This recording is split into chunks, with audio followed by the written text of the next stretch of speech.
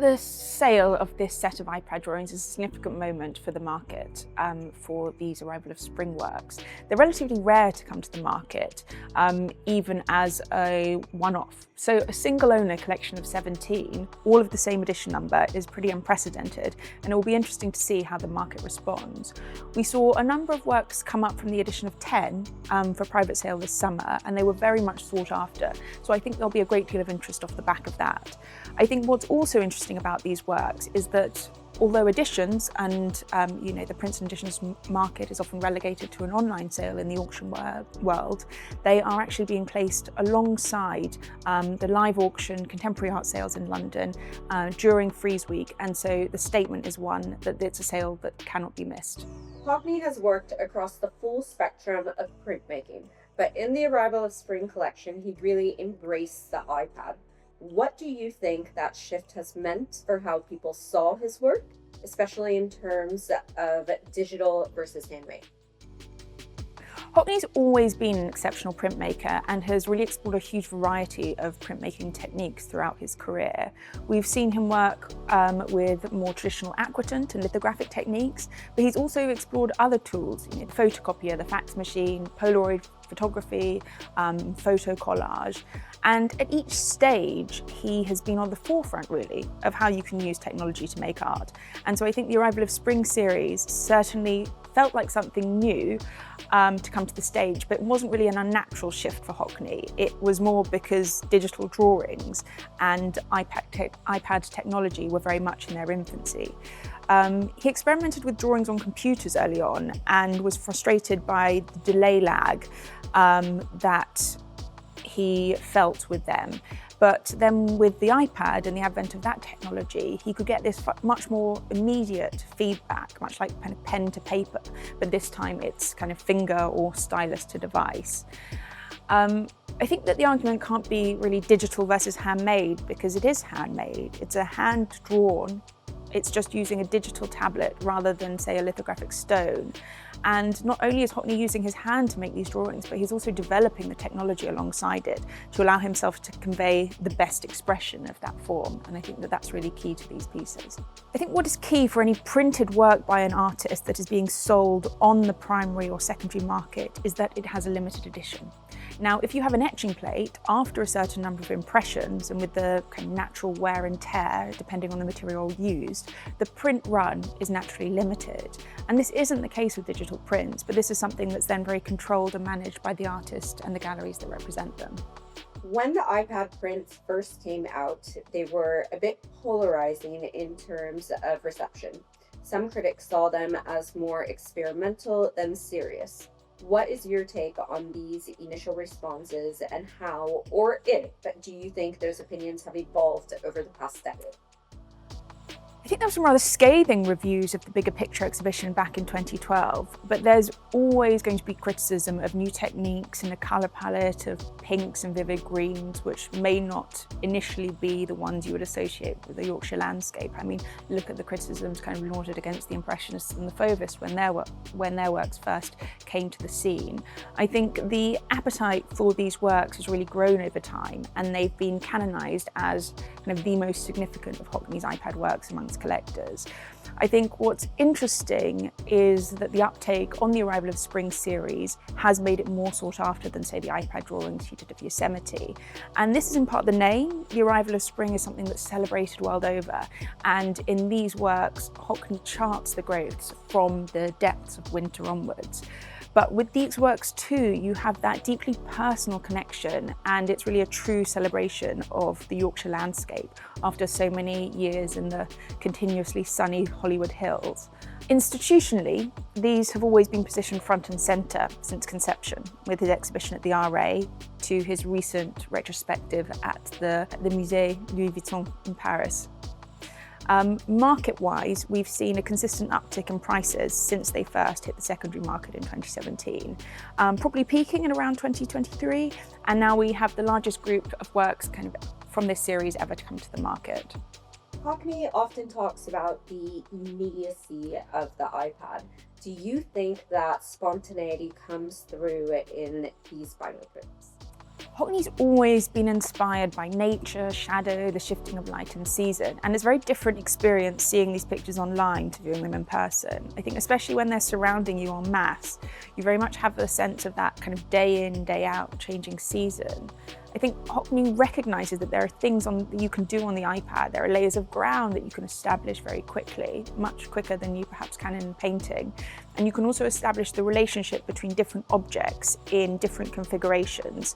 And you also don't have to wait for paint to dry, which is obviously kind of quite time consuming. And so that speed is very much kind of in line with the en plein air style that he was using when he was kind of making these images. But when you see the works, and I think that's especially brought to the fore when you see some of the video works showing the build-up of those layers of technique, you really get a sense of the complexity and the movement involved and the artist's hand in decision-making as he moves between the layers and the stages of the process.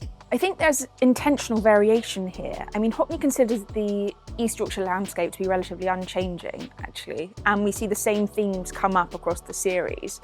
But the weather is what is very changeable, and that allows him to alter his use of colour and shadow, which transforms kind of each landscape into a very different experience. And I think what is also interesting is how Hockney responds to the spring. So he's sitting and he's observing, and all of a sudden these flowers emerge and you move into these kind of more close-up images, and he's responding literally to kind of the things in the season on the ground. And not only do you have that spontaneity of drawing in an individual work with that direct feedback that the iPad gives you, but you have this kind of spontaneous response to a fleeting moment and a season as the artist kind of looks around kind of the highs and obviously the lows of the Yorkshire worlds. Hockney has always been fascinated by image-making technology. How do you see the Arrival of Spring collection fitting into that larger umbrella category, from photocopiers to fax machines to photography? The Arrival of Spring sits squarely within Hockney's lifelong dialogue with image-making tools, and we've got the early experiments with photocopiers and the fax machines of the 1980s, and then the photo collages or joiners, and then the kind of the Polaroids and 35mm film that he used in the 1990s and 1980s. And then we've obviously got the iPhone and the iPad from the 2000s, and he's an artist who has continuously questioned how these images are made, perceived and reproduced. And the iPad prints aren't a departure at all, but rather like a culmination of this natural artistic evolution, and I suppose embody this lifelong and career-long inquiry into technology and how it can bring us closer to seeing. Looking back now, were there any big turning points in Hockney's career? A show, a collector, or a moment that really helped reposition this series in particular in the wider conversation of art? There have been a number of significant moments in the trajectory of this body of work. I mean, in 2012, the exhibition at the RA, A Bigger Picture, was 5 years in the making.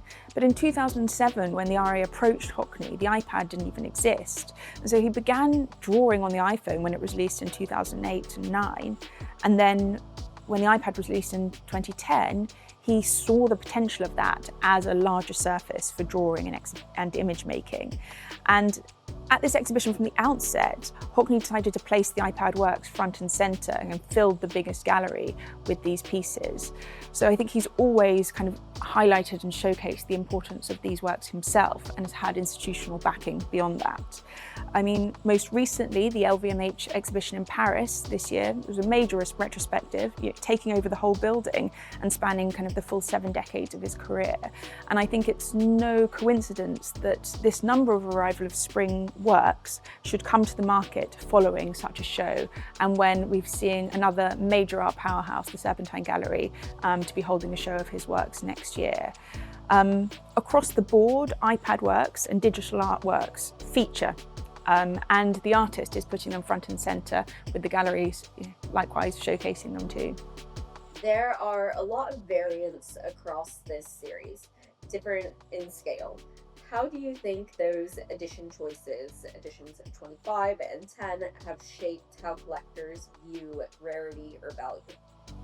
I think naturally collectors have prioritised the smaller edition numbers of 10 over the larger editions of 25, and the prices achieved or the differences in these series reflect that. I think that the editions of 10 are significantly bigger in scale, and that's always a factor in pricing. But there are a great deal of works from this series which have not come up for sale, and they're hugely beloved by collectors. But across these that have come up for sale, we can draw some themes that showcase really what resonate a little more with the market. It's always somewhat of a personal preference, but I think people are very drawn to depth of landscapes. People love works featuring water and puddles, and reflections are always popular, and also kind of the vivid pinks and greens and purples that feature in certain works from the series kind of naturally attract greater levels of attention. As digital art becomes more widely accepted, do you think the arrival of spring plays a role in bridging two collecting worlds, from more traditional lithographic printmaking to digital printmaking? I think the arrival of spring blends a classical subject matter, the English countryside, seasonal change, we see it with the Impressionists, with a new contemporary technique. And it appeals to traditional collectors who appreciate Hockney's draftsmanship and observational skills, as well as kind of newer collectors who may be kind of more attuned to a digital process. I think it also relates conceptually to his Lightroom installations, and both are exploring how technology can kind of shape how we experience space and time and colour and ways of seeing. One thing that really stands out is how Hockney has reinvented himself with this series. How do you think that renewal, much later in his career, has influenced how people connect to these works specifically? I mean, he's constantly reinventing himself as an artist. I mean, look at the Moon series, the Paris exhibition, with the paintings he's done just this year, featuring kind of one of my favourite En bottine soon badges. And I think that these works come across not only as kind of eternally curious, but also deeply personal. And even though that they may be made by drawing on a digital media, with every mark you've got that conscious effort as how to convey that beloved Yorkshire landscape onto a screen. And I think that's what people connect with most.